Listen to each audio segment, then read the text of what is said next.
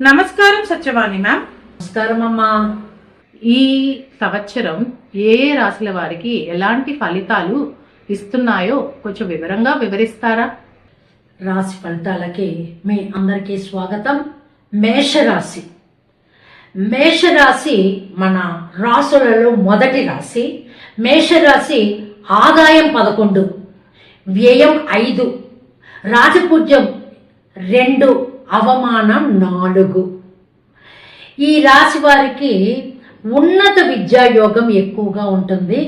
గృహం, వాహనాలని కొనుగోలు చేస్తారు ఈ సంవత్సరం. విదేశీ మిత్రులు ఉంటారు చూడండి, వాళ్ళ ద్వారా ఆర్థికంగా వీళ్ళు బలపడతారు. సో వీళ్ళ అదృష్ట సంఖ్య 9. వీళ్ళు ఏ పని చేయాలన్నా ఆదివారం, సోమవారం, గురువారం చేస్తే వాళ్ళకి యోగకాలం అని చెప్పవచ్చు. తర్వాత రాశి గురించి చెప్తామండి. వృషభ రాశి. ఆదాయం 5, వ్యయం 14, రాజపూజ్యం 5, అవమానం 4. వీళ్ళు చాలా జాగ్రత్తగా ఖర్చు పెట్టాలండి. వ్యయం చాలా ఎక్కువ ఉంది, 14 డబల్ ఉంది. అందుకోసం చాలా జాగ్రత్తగా ఖర్చు పెట్టాలి. ఆచితూచి ఖర్చు పెట్టండి అవసరమైన వాటికి. వ్యక్తిగతమైన గుర్తింపు, పురోగతి, రాణింపు, ఉన్నత అధికారుల వలన గుర్తింపు, అందరి చేత ప్రశంస, ఉన్నత చదువులు, ఇతరుల నుంచి చాలా వీళ్ళకి ప్రోత్సాహము ఉంటుందండి. ఈ రాశి చాలా బాగుంది. కానీ వ్యయం విషయంలోనే తగు జాగ్రత్త వహించాలి. ఆదాయం తక్కువ, వ్యయం ఎక్కువ ఉంటుంది కాబట్టి ఆలోచించి ఖర్చు పెట్టండి. అవసరమైన వాటికి ఖర్చు పెట్టండి. వీళ్ళ అదృష్టపు సంఖ్య 6. వీళ్ళకి బుధ, శుక్ర, శనివారాలు యోగకాలం అని చెప్పవచ్చు. తరువాత రాశి మిథున రాశి. మిథున రాశికి ఆదాయం 8, వ్యయం 11, రాజపూజ్యం 1, అవమానం 7. వీళ్ళకి ఎక్కువ అవమానాలు రాసి ఉన్నాయండి. అయినా కూడా ఏమీ భయపడాల్సిన విషయం లేదు. ఉద్యోగులకు అందరికీ కూడా ప్రమోషన్లు, వృద్ధి, అభివృద్ధి, ఆరోగ్యపరంగా కొంచెం మెరుగుంటుందండి. అంతకుముందు ఆరోగ్యం కొంచెము అస్వస్థతలు కలిగినాయి. దాని నుంచి ఈ సంవత్సరం కొంచెం మెరుగ్గానే ఉంటుందని చెప్పవచ్చు. బ్యాంకు ఉద్యోగస్తులు కొంచెము అప్రమత్తతగా ఉండాలని ఒక్కటే మనవి చేస్తున్నాను. వీరి అదృష్టపు సంఖ్య 5. ఆదివారం, బుధవారం, శుక్రవారం, శనివారం వీళ్ళకి యోగకాలం. ఆ తర్వాత రాశి కర్కాటక రాశి. కర్కాటక రాశి వారికి ఆదాయం 2, వ్యయం 11, రాజపూజ్యం 4, అవమానం 7. వీళ్ళకి కష్టపడే మనస్తత్వం ఉంది. మంచి ఫలితాలనే తీసుకొస్తారు, కానీ చాలా ఎక్కువ వ్యయం చేస్తున్నారండి. వీళ్ళకి ఒక చిన్న విషయం చెప్తాను. రావి చెట్టు చుట్టూ కనుక వీళ్ళు ప్రదక్షిణాలు చేశారనుకోండి, కొంచెం ఆరోగ్యం కూడా మెరుగుపడుతుంది. ఖర్చును తగ్గించుకోవాల్సి ఉంటుంది. ఏది ఉపయోగమో, ఏది అత్యవసరమో ఆలోచించి వాటికే ఖర్చు చేయాల్సి ఉంటుందండి. ఆదాయానికి మించి ఖర్చు చేయటానికి వీళ్ళ మనసు ఎక్కువగా ఉబలాట పడుతుంది. కొంచెం తగ్గించుకోవాల్సి ఉంటుంది ఆ విషయము. వీళ్ళ అదృష్టపు సంఖ్య 2.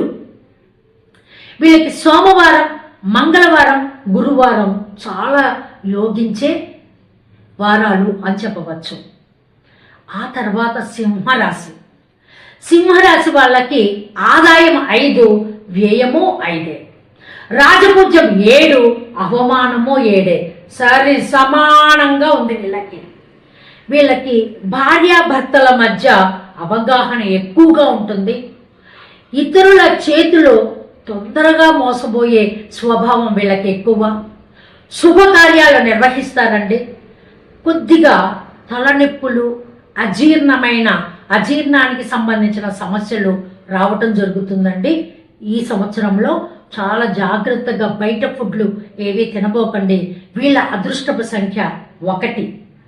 ఆదివారం, సోమవారం, బుధవారం, గురువారం ఈ 4 రోజులు ఆ వారంలో వీళ్ళకి యోగమైన రోజులనే చెప్పవచ్చు. కన్యా రాశి. కన్యా రాశికి ఆదాయం 8, వ్యయం 11, రాజపూజ్యం 3, అవమానము 3. కొంచెం ఖర్చు పెట్టే విషయంలో జాగ్రత్త చూసుకోవాలమ్మా. వీళ్ళు కొత్త ఇళ్ళు, కొత్త వాహనాలు బాగా కొంటారమ్మా. ఈ సంవత్సరం, ఈ పరాభవన సంవత్సరం బాగా కొంటారు వీళ్ళు. ఇంకొకటి ఏంటంటే నిబద్ధత, క్రమశిక్షణ, సహనం బాగా కలిగి ఉంటేనే వీళ్ళు విజయాన్ని పొందగలుగుతారు. కాబట్టి క్రమశిక్షణ చాలా అవసరం, సహనం అవసరం అండి, నిబద్ధత అవసరం వీళ్ళకి. వీళ్ళ అదృష్టపు సంఖ్య 5. ఆదివారం, బుధవారం, శుక్రవారం, శనివారం వీళ్ళకి బాగా కలిసి వస్తుందమ్మా. ఆ తర్వాత రాశి తులారాశి. తులారాశికి ఆదాయం 5, వ్యయం 14.